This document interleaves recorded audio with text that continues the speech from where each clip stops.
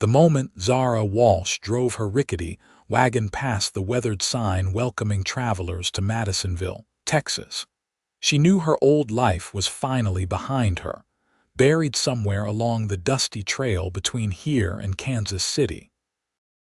The spring of 1878 had brought her nothing but heartache back east, but here in this sun-baked corner of Texas, she intended to plant something new. The abandoned plot she'd purchased sight unseen for almost nothing sat on the edge of town, a desolate square of cracked earth that hadn't seen cultivation in what looked like years. The previous owner had died without heirs, and the bank had been eager to unload it. Zara didn't care that the soil looked harder than iron, or that the few townspeople who bothered to glance her way shook their heads with pity. She had her grandmother's seeds carefully wrapped in cloth, 2 strong hands, and a stubbornness that had carried her through worse than hostile ground. She climbed down from the wagon, her worn traveling dress coated in the fine dust that seemed to cover everything in this part of Texas. The plot was larger than she'd imagined, maybe 2 acres of sun-scorched earth dotted with dried brush and crumbling fence posts.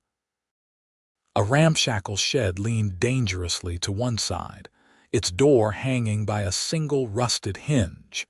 "You are going to need more than hope to make anything grow here."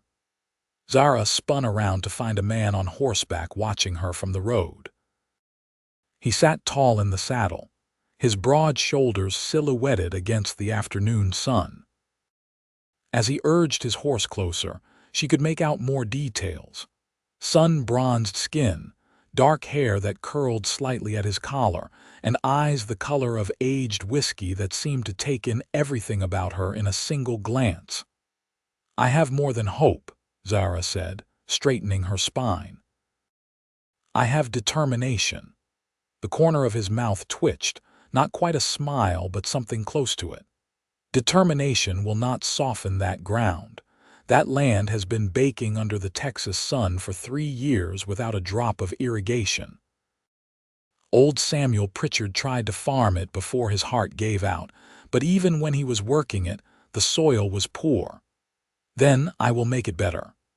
Zara turned back to survey her property, dismissing him. She heard the creak of leather as he dismounted, then the soft thud of boots on the packed earth. "I am Tanner Zimmerman. I own the ranch that borders your plot to the north and west. Zara Walsh." She didn't turn around, already pulling tools from the back of her wagon. "Miss Walsh, I am not trying to discourage you." His voice was closer now, and she could hear genuine concern threading through his words. "I am trying to save you heartbreak and wasted effort, but if you are determined to plant here, my land has better soil. I have 20 acres sitting fallow that would grow anything you wanted to put in the ground." Now she did turn to face him. Up close, Tanner Zimmerman was even more striking, with a weathered handsomeness that spoke of years working under the relentless Texas sun. His clothes were dusty but well made, his boots broken in but cared for. This was a man who took pride in what he had built. "Why would you offer that to a complete stranger?" Zara asked, suspicion creeping into her voice. Tanner met her gaze steadily. "Because I remember what it is like to start with nothing and pour everything into a dream. My father and I built our ranch from wilderness, and there were plenty of people who thought we would fail. I will not be the kind of man who watches someone struggle when I could help. I cannot pay you." I did not ask for payment. They stood there in the settling dust, studying each other. Zara wanted to refuse on principle. She had come to Texas to prove she could make her own way, to build something that belonged solely to her. Accepting charity, even well-meaning charity, felt like admitting defeat before she had even begun. But she was also practical enough to recognize impossible odds when she saw them. The ground beneath her feet was indeed like iron, and she had only a few months before she would need her garden producing food to supplement her meager savings. "I would need to work the land myself," she said finally, and anything that grows would be mine to keep or sell. Agreed. And this is not a proposition for anything other than use of your land. Tanner's expression shifted, a flash of something that might have been hurt crossing his features, before settling back into neutral politeness. Madam, I am offering you soil, nothing more. What you make of it is entirely your business. Zara felt a pang of guilt at her harsh words, but she had learned the hard way that men rarely offered something for nothing. Better to be clear from the start. When can I see this land? Now, if you like. It is just over the rise. She hesitated, glancing back at her wagon and the pitiful plot she had pinned her hopes on. Then she nodded. Let me secure my things. 20 minutes later, Zara sat beside Tanner on his horse as they crested a gentle hill, and her breath caught in her chest. The land that spread before them was nothing like the hard-pan desert of her plot. Rich, dark soil stretched in neat furrows, waiting for seed. A creek wound through the eastern edge, its water catching the late afternoon light like scattered diamonds. Trees provided shade along the northern boundary, and she could see where previous crops had grown in organized rows. This is what you are offering me. Her voice came out barely above a whisper. This section, Tanner confirmed, gesturing to a generous portion of the field. I rotate my crops, and this area needs to rest anyway. Your garden would actually help, breaking up the soil differently and adding variety to what has been grown here. Zara slid down from the horse before he could offer to help, walking out into the field. The earth gave slightly beneath her boots, soft and loamy. She knelt and scooped up a handful, feeling the richness of it crumble between her fingers. This was the kind of soil her grandmother had worked back in Ohio, before the war had taken everything. This was soil that wanted to grow things. Why are you really doing this? She asked without turning around. She heard Tanner dismount behind her. I told you the truth, but if you want another reason, I will give you one. This ranch belonged to my father. He died last winter, and I have been running it alone since. It is too much land for one man and a handful of ranch hands. When I saw you looking at that worthless plot with such hope in your eyes, I saw myself 10 years ago, convinced I could make water run uphill through sheer willpower. Someone helped us back then, gave us a start when we needed it. I suppose I am paying that kindness forward. Zara stood and turned to face him. In the golden light of the approaching sunset, Tanner Zimmerman looked less like a successful rancher and more like a man carrying the weight of loneliness. She recognized that look because she saw it in her own mirror every morning. I will accept your offer, she said, but I insist on contributing something. I am a good cook and I have medical training. My mother was a nurse during the war and she taught me. If you or your men ever need tending, I can help. Something warmed in Tanner's expression. That is a fair trade, though I hope we will not need patching up too often. Then we have an agreement. Zara walked back to him and extended her hand. His palm was rough with calluses when it closed around hers, his grip firm but careful. The handshake lasted a moment longer than strictly necessary, and when they broke apart, Zara felt the phantom warmth of his touch lingering on her skin. Come on, Tanner said, swinging back into his saddle. Let me show you where the irrigation channels run, and we can talk about what you want to plant. As the sun set over the Texas hills, painting the sky in shades of orange and purple, Zara listened to Tanner explain the intricacies of his land with the kind of passion that only came from true love of the earth. She found herself watching the way his hands moved as he gestured, the way his eyes lit up when he talked about successful harvests, and the satisfaction of seeing things grow. By the time he rode her back to town in his wagon, her own vehicle tied behind, stars were emerging in the vast Texas sky. They had made plans for her to start work in 3 days, enough time for her to settle into the boarding house and purchase proper tools and seeds in town. "Thank you," Zara said as he helped her down in front of the boarding house. "This means more than you could know." "Everyone deserves a chance to grow something," Tanner replied. Then he tipped his hat and drove off into the night, leaving Zara standing in the street, her heart beating strangely fast. The next few days passed in a blur of preparation. Zara secured a small room at Mrs. Patterson's boarding house, a tidy establishment run by a widow with sharp eyes and a sharper tongue.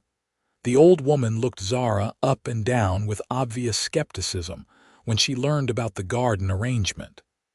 "Tanner Zimmerman is a good man," Mrs. Patterson declared, serving Zara a generous breakfast of eggs and bacon. "Lost his father to pneumonia last December, poor soul. Been working himself ragged trying to keep that ranch running. His mother passed when he was just a boy, so it was always just him and his pa. You treat him right, you hear. That boy has had enough heartache." "It is just a business arrangement," Zara said, though the words felt hollow even as she spoke them. Mrs. Patterson snorted. "Business arrangement, that is what they all say at first." Zara spent her days in town gathering supplies. The general store owner, a portly man named Douglas Chen, helped her select seeds suited to the Texas climate. She chose tomatoes, beans, squash, peppers, and herbs, along with some flowers her grandmother had loved. When she mentioned she would be planting on the Zimmerman ranch, Douglas's eyebrows shot up. "Tanner offered you his fallow field. Well, that is generous even for him. You have good soil to work with there. His father built that ranch into something special, and Tanner has kept it going strong. You will have success on that land." "I hope so," Zara said, counting out her carefully hoarded coins. "Word of advice," Douglas said as he wrapped her purchases. "Tanner is too proud to accept help directly, but he could use some looking after. Man hardly eats proper meals anymore, just whatever his cook throws together for the ranch hands. If you happen to make extra when you are cooking, he would not refuse a neighborly gift." Zara found herself smiling. "I will keep that in mind." On the morning she was set to start her garden, Zara woke before dawn. She dressed in her oldest clothes, sturdy trousers she had scandalously purchased from the general store after determining that skirts would be impractical for farm work. Mrs. Patterson had clucked her tongue disapprovingly but said nothing, which Zara took as tacit approval. Tanner was waiting for her at the edge of town with a horse, a gentle mare named Daisy. "I thought you might need transportation," he said. "It is a fair walk from town to the ranch." "I cannot accept a horse," Zara protested. "You are not accepting her. You are borrowing her. Daisy needs exercise anyway, and she enjoys having a purpose." Tanner's eyes sparkled with amusement. "Besides, you are going to be tired enough from working the garden without adding a long walk each direction." Zara had to concede his logic. She took the reins, and Tanner patiently taught her the basics of riding. She had been on horses before, but never with any regularity, and Daisy seemed to sense her nervousness, moving with careful gentleness. "She was my mother's horse," Tanner said quietly as they rode toward the ranch. "One of the only things I remember about her. She died when I was 5, fever took her quick, but she loved this horse and Pa could never bring himself to sell Daisy, said she was family. She must have been a wonderful woman. Pa said I had her smile." Tanner glanced at Zara. "He never remarried. Said he had his one great love, and that was enough for a lifetime." There was something wistful in his voice that made Zara's chest tighten. "That is beautiful," she said softly. They rode the rest of the way in comfortable silence. When they reached the field, Tanner had already laid out tools: shovels, hose, a rake, and a wheelbarrow. A large rain barrel sat nearby, filled from the creek. "I will leave you to it," Tanner said, but I am working the south pasture today if you need anything. Just holler and I will hear you." "Thank you, Tanner." He paused, his name on her lips seeming to affect him. "You are welcome, Zara." Then he was gone, and Zara was alone with 20 acres of possibility. She worked steadily through the morning, marking out rows and breaking up the soil. The earth was everything Tanner had promised, rich and giving beneath her tools. Sweat soon soaked through her shirt, and her muscles burned with effort, but it was a good burn, the kind that came from honest work. Around midday, she heard hoofbeats approaching. Tanner appeared with a canteen of cool water and a basket covered with cloth. "You missed lunch," he said, handing her the canteen. Zara drank deeply, not realizing how thirsty she had been. "I lost track of time. That happens when you love what you are doing." Tanner gestured to the basket. "Cornbread and cold chicken. My cook, Maria, insisted." They sat in the shade of a tree at the field's edge, and Zara discovered she was ravenous. The food was simple but delicious, and she found herself relaxing in Tanner's presence. He told her about the ranch, about the 100 head of cattle he ran and the horses he was trying to breed. She shared stories of her childhood in Ohio, carefully editing around the painful parts. "Why did you come to Texas?" Tanner asked, his eyes curious but not prying. Zara was quiet for a moment, deciding how much to reveal. "I was engaged to be married in Kansas City. 2 weeks before the wedding, I discovered my intended was already married to someone else. He had debts and thought marrying me for my small inheritance would solve his problems. When I confronted him, he became violent. I broke it off and left town the next day." Tanner's jaw tightened, anger flashing across his features. "I am sorry you went through that." "I am not," Zara said, surprising herself with the truth of it. "If I had married him, I would be trapped in a lie. Now I am free to build whatever life I choose." "That is a brave way to look at it." "It is the only way I can look at it and keep moving forward." Tanner nodded slowly. "My father used to say that the best fertilizer is starting over. Every season you plant new seeds and hope for better than before." Wise man. He had his moments. Tanner stood, gathering the empty basket. "I should get back to work, but Zara, if you ever need anything, I mean that." "I know," she said, and realized she truly did. The days developed a rhythm. Zara would ride to the ranch each morning, work her garden until early afternoon, then return to town to avoid the worst of the heat. Some evenings she would return for a few more hours in the cooler air. The seeds she planted began to sprout with gratifying speed, tiny green shoots pushing through the dark soil like promises being kept. Tanner often worked nearby, and they fell into an easy pattern of sharing meals and conversation. Zara learned that he was 26, just 3 years older than herself. He had been running the ranch since his father's death, shouldering responsibilities that would have crushed a lesser man. Despite the hardship, he spoke of his father with deep love and respect. "He taught me everything about ranching," Tanner said one afternoon as they watched storm clouds gather on the horizon. "But more than that, he taught me about integrity, about keeping your word and treating people with respect, about working hard and finding joy in simple things." "He would be proud of what you have built here," Zara said. "I hope so. Some days I feel like I am drowning, trying to do the work of 2 men. Other days, usually when I see something like your garden growing, I feel like maybe I am doing all right."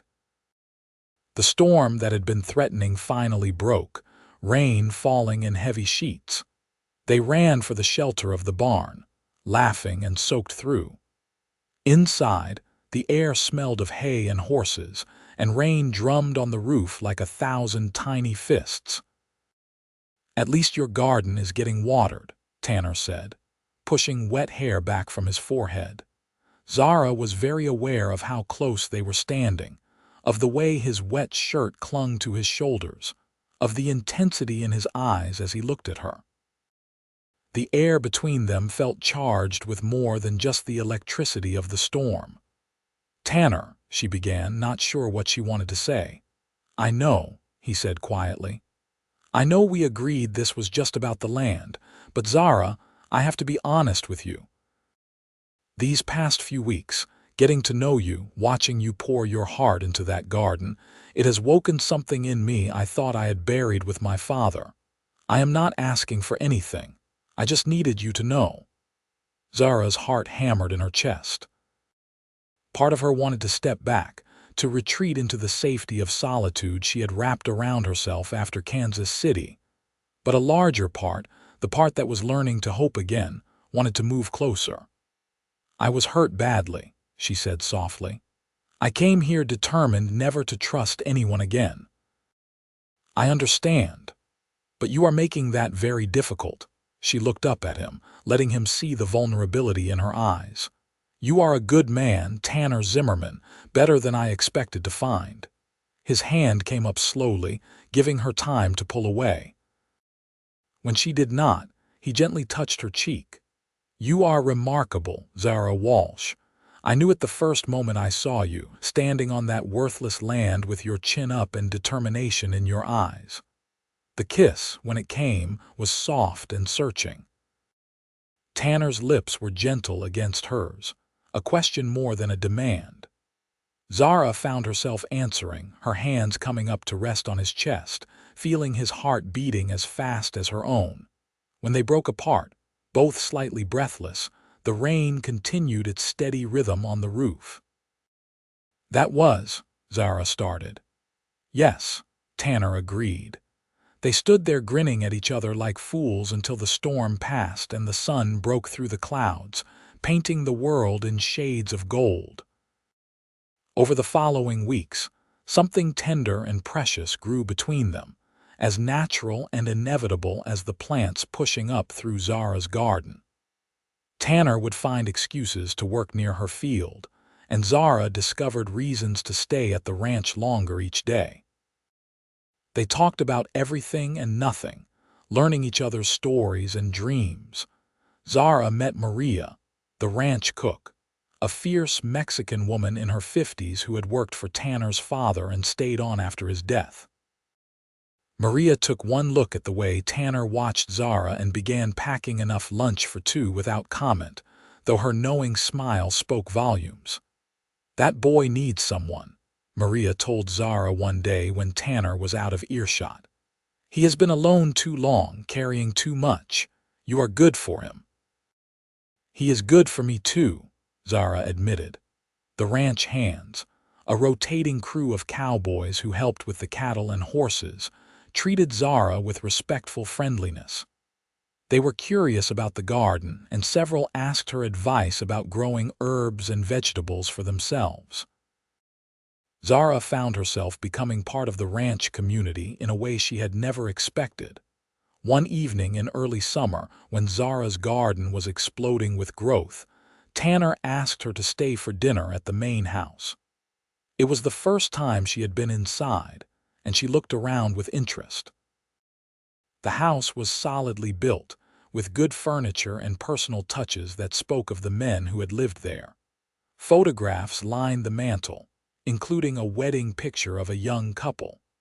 The man was recognizably Tanner, with the same strong features and warm eyes. The woman was beautiful, with dark hair and a radiant smile. "My parents," Tanner said, following her gaze. "That was taken the day they married. Pa kept that picture his whole life, said it reminded him of the happiest day he had ever known. They looked deeply in love. They were." "I want that," Tanner said, turning to face her. "I want what they had, a partner, someone to build a life with, someone who understands the land and loves it the way I do." Zara's breath caught. "Tanner, I am not asking for anything you are not ready to give," he said quickly. "But I am tired of pretending this is just about a garden. You have taken root in my heart, Zara Walsh, as surely as those plants took root in my soil. I am in love with you." The words hung in the air between them, huge and terrifying and wonderful. Zara felt tears prick her eyes, emotions overwhelming her careful defenses. "I am in love with you too," she whispered. "I have been trying not to be, trying to protect myself. But Tanner, you have shown me what love should look like. Respect and partnership and genuine care. You have given me space to heal and grow, and you have never asked for more than I could give." Tanner crossed the room in 3 long strides, pulling her into his arms. This kiss was different from their first, deeper and more certain. It was a promise and a beginning, the sealing of something that had been growing between them since that first afternoon when he had offered her more than just soil. "Marry me," Tanner said against her lips. "Not today or tomorrow, but when you are ready. Marry me and make this house a home again. Plant your garden and fill these rooms with life." "Yes," Zara said, laughing and crying at the same time. "Yes, when I am ready, I will marry you." They set a date for early autumn after the first harvest from Zara's garden. She wanted to prove to herself that she could complete what she had started, that she could take something from seed to harvest before beginning the next chapter of her life. The announcement of their engagement caused a stir in Madisonville. Mrs. Patterson proclaimed she had known it all along and took credit for the match since she had housed Zara. Douglas Chen insisted on providing all the supplies for the wedding feast it cost. Maria began planning a celebration that threatened to involve the entire county, but not everyone was pleased. A man named Samuel Pritchard, Jr. arrived in town claiming to be the son of the man who had previously owned Zara's abandoned plot. He was a weasel of a man, with narrow eyes and a perpetual sneer, and he immediately contested the sale of the land. "My father's will left everything to me," he insisted to anyone who would listen. "That land was sold without my permission." Zara felt her happiness cloud with worry. If Samuel succeeded in his claim, she would have no legal right to the plot. Not that she cared about the worthless land itself anymore, but the principle rankled. She had purchased it legally and in good faith. Tanner squeezed her hand reassuringly. "We will fight this. The sale was legal. Your deed is recorded at the county office." They met with a lawyer in town, a shrewd woman named Rebecca Hart, who reviewed Zara's documentation with a critical eye. "Your purchase is legitimate," Rebecca confirmed. "Samuel Pritchard Sr. had no heirs at the time of his death, which is why the bank was able to sell his property. If a son has appeared, he will need to prove his relationship and explain why he waited so long to claim his inheritance." The matter went before the local judge, a no-nonsense former soldier named William Hayes. The courtroom was packed with curious townspeople, all eager for drama. Samuel presented a will, supposedly written by his father, leaving everything to him. But Rebecca systematically demolished his case, pointing out inconsistencies in dates, questioning why Samuel had not appeared for his father's funeral, and producing testimony from Samuel Sr.'s neighbors that the old man had always claimed to be childless. "Where were you, Mr. Pritchard, when your supposed father died?" Rebecca asked pointedly. Samuel stammered and hedged, eventually admitting he had been in Louisiana. When pressed about why he had not come to Madisonville when he heard of his father's death, he claimed he had only recently learned of it. "Convenient," Rebecca said dryly, "considering his death was recorded in newspapers throughout Texas." Judge Hayes reviewed all the evidence, then delivered his verdict. "I find no credible proof that Samuel Pritchard Jr. is the son of Samuel Pritchard Sr. The will presented appears to be fraudulent. Miss Walsh's claim to the property is legitimate and will stand. Furthermore, Mr. Pritchard Jr., if you continue to press false claims, you will face charges of fraud. Case dismissed." The courtroom erupted in applause. Tanner wrapped his arm around Zara's shoulders, pulling her close. Samuel slunk out of the courthouse, shooting venomous looks at them both. "It is over," Zara said, relief flooding through her. "It is over," Tanner agreed. "And now we can focus on what matters, our future." The summer days grew longer and hotter. Zara's garden flourished beyond her wildest expectations. The tomatoes grew fat and red, the beans climbed their poles with abandon, and the squash spread their broad leaves across the rich soil. She harvested bushels of produce, selling much of it in town and preserving the rest. True to her word, she often made extra food and brought it to the ranch. Tanner and his men ate like kings, enjoying fresh vegetables and herbs that transformed Maria's already excellent cooking into something extraordinary. The ranch hands began calling Zara the garden angel, insisting she had magic in her hands. "It is not magic," Zara laughed. "It is good soil and hard work." "And love," Tanner added, coming up behind her and wrapping his arms around her waist. "Things grow better when they are tended with love." As autumn approached, they made final preparations for the wedding. It would be a simple affair held at the ranch, with the ceremony under the ancient oak tree that marked the northern boundary of Zara's garden. Maria coordinated food preparation with military precision, while Mrs. Patterson appointed herself in charge of decorations. Zara had one last thing she wanted to do before the wedding. She returned to the abandoned plot she had originally purchased, standing in the center of the cracked earth. It looked even more desolate now, in contrast to the lush garden she tended on Tanner's land. But she no longer saw this plot as a failure or a mistake. It had brought her to Madisonville, to Tanner, to the life she was building. She knelt and dug a small hole in the hard ground, placing one of her grandmother's most precious seeds inside. It was a rose seed, from a bush that had been in her family for 3 generations. She watered it carefully with a canteen she had brought from the ranch, then whispered a prayer over it. "Thank you for bringing me here," she said to the land, to her grandmother's memory, to whatever force had guided her to Texas. "Thank you for this second chance." That evening she told Tanner what she had done. "I love that," he said, touching her face gently. "You honored where you started, even though you have moved beyond it. I would not be here without that plot of land. It taught me that sometimes the thing we think we want is just a path to what we actually need." Their wedding day dawned clear and bright, the Texas sky a flawless blue. Zara dressed in a simple white gown that Mrs. Patterson had helped her sew, with lace from the older woman's own wedding dress. She tucked wildflowers from her garden into her hair, the same flowers her grandmother had loved. The ceremony was attended by what seemed like half the county. Ranch hands stood beside townspeople, Maria wept openly, and even Judge Hayes made an appearance. Douglas Chen served as one of Tanner's witnesses, while Mrs. Patterson stood up for Zara.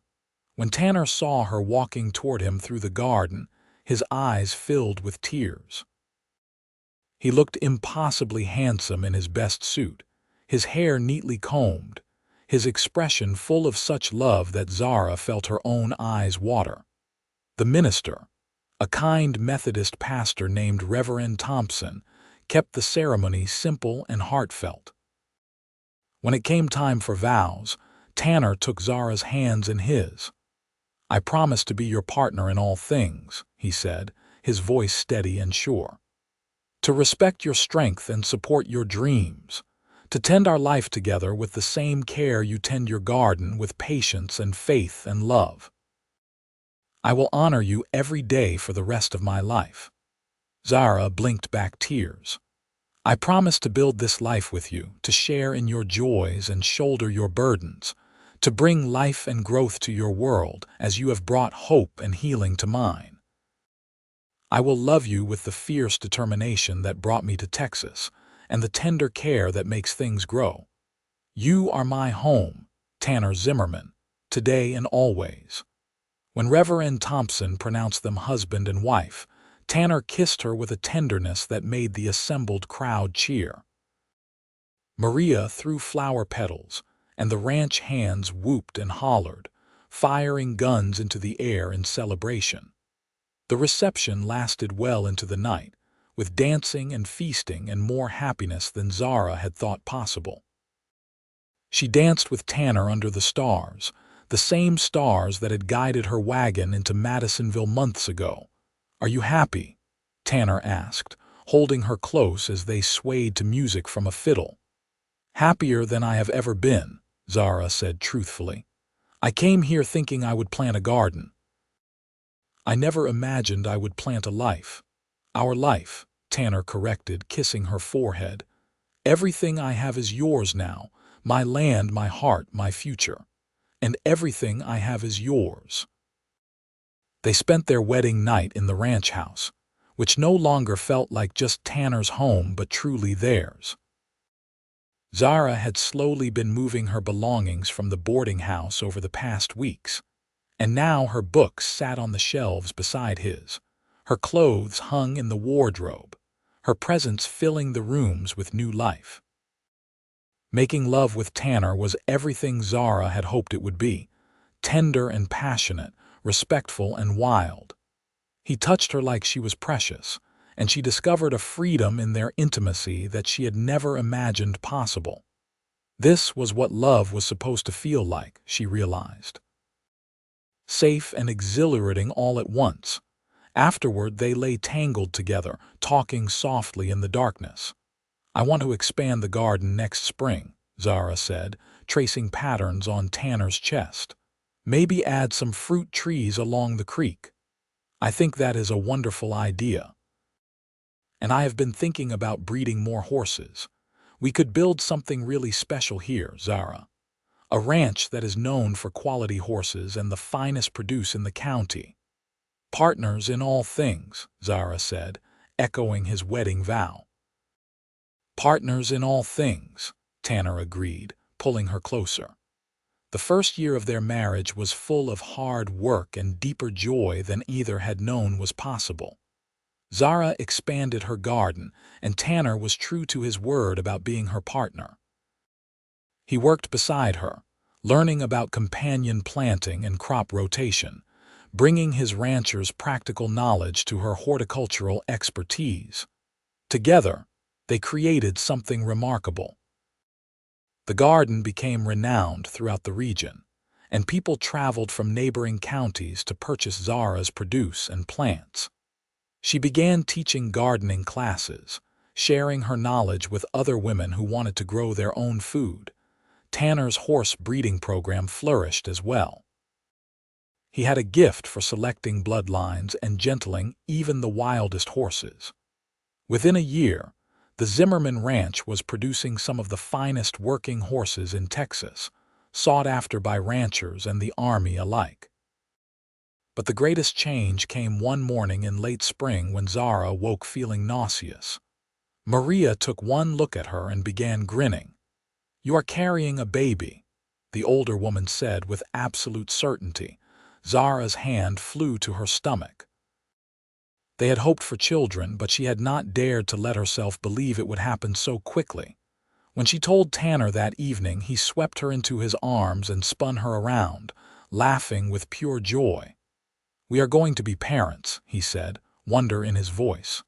"A baby, our baby." "Are you happy?" Zara asked, though his expression made the question unnecessary. "Happy does not begin to cover it. Zara, you have given me everything.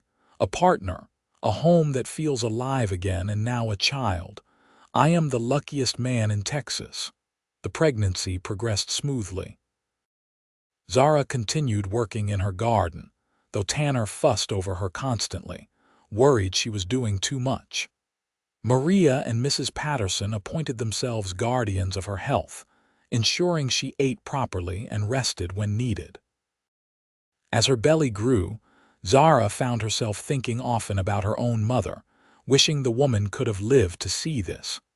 But she felt her grandmother's presence strongly, especially when working in the garden. She imagined the old woman would have approved of Tanner, of the life they were building. The baby came in late winter, during a cold snap unusual for Texas. Zara labored through the night with Maria and Mrs. Patterson attending her, while Tanner paced outside the bedroom like a caged animal. When the baby's first cry rang out, strong and healthy, he burst through the door. "A son," Maria announced, placing the squalling infant in Zara's arms. "You have a son." The baby had Tanner's dark hair and Zara's nose, with tiny perfect fingers that gripped Tanner's thumb with surprising strength. "What should we name him?"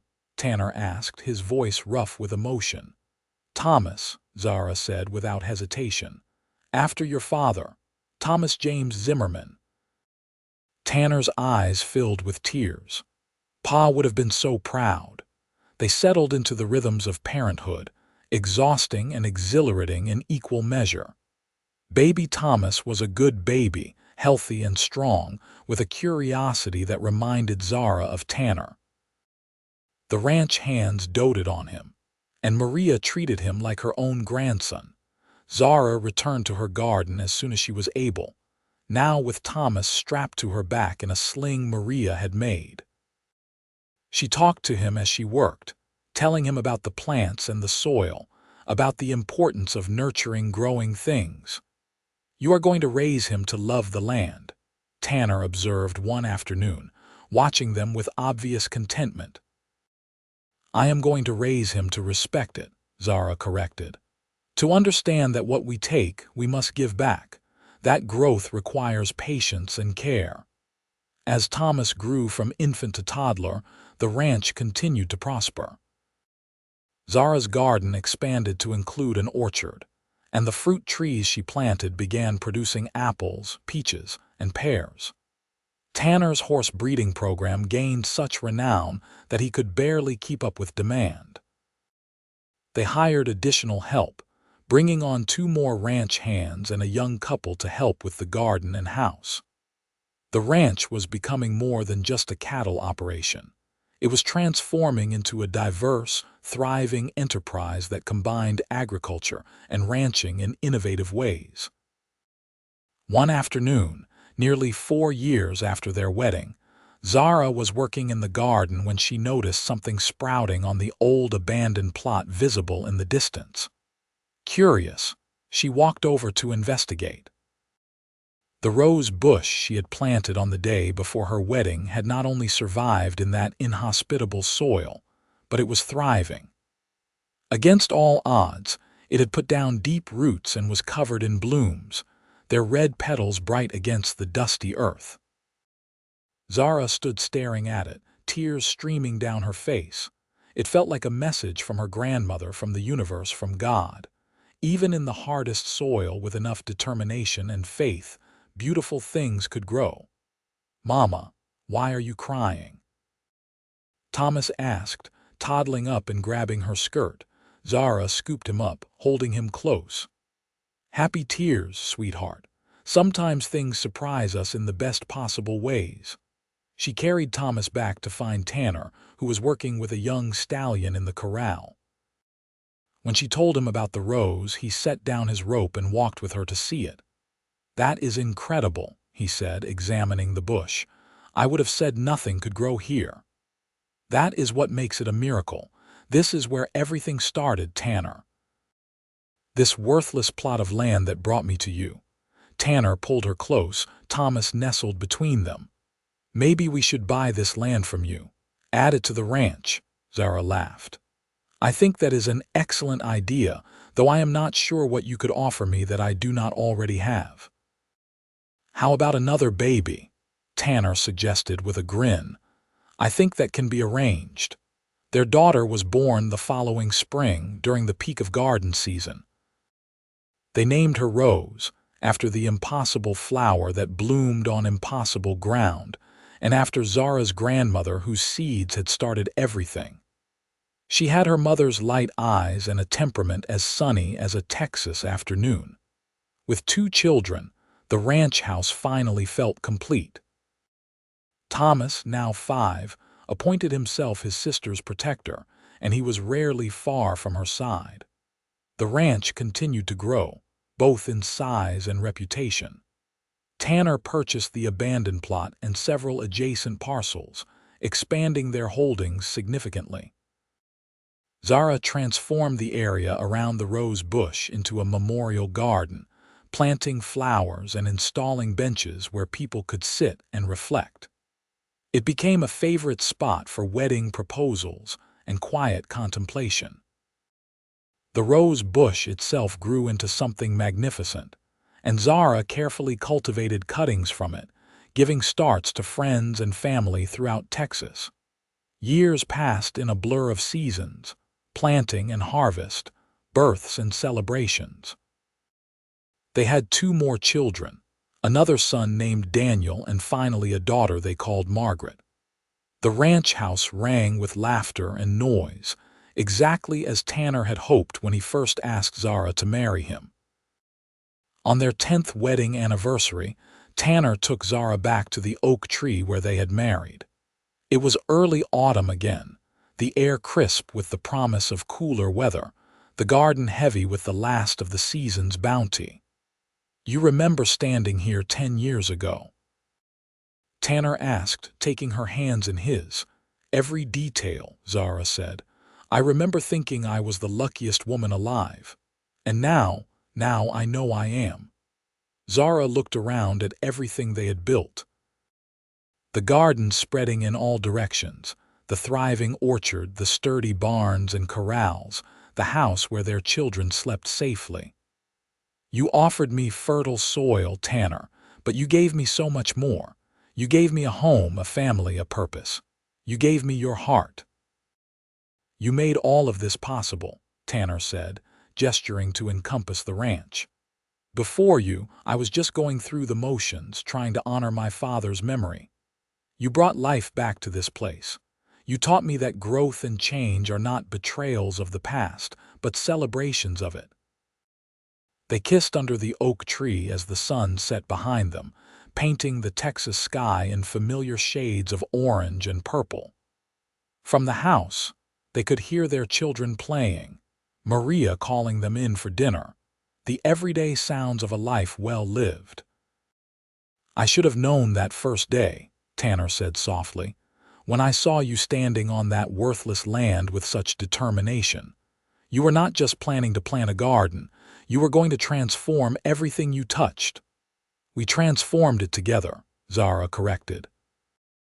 "That is what partnership means. Growing together, putting down roots, weathering storms and celebrating harvests, supporting each other when the ground is hard and rejoicing when things bloom."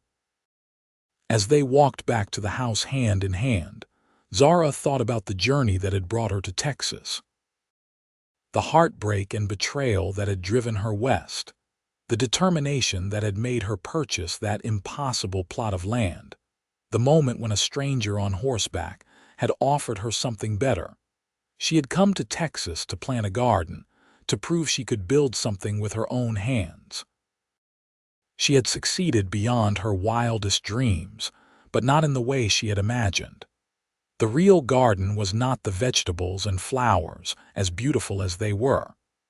The real garden was this life, this family, this love that had grown from unlikely beginnings into something magnificent.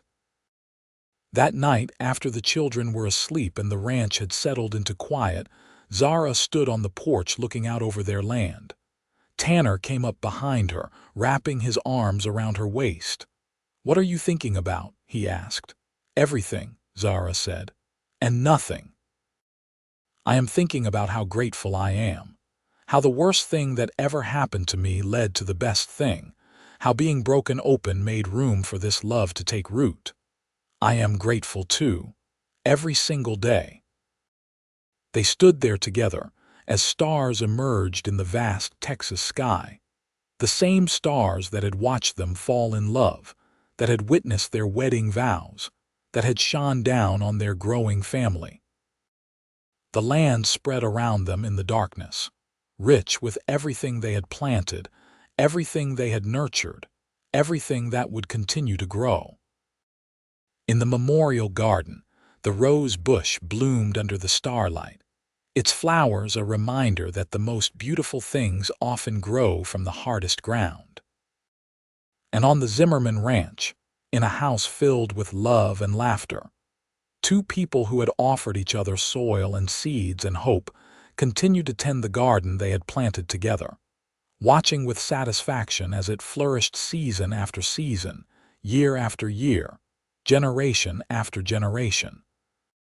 The story of how Zara Walsh came to Madisonville, Texas, with nothing but determination, and her grandmother's seeds became local legend.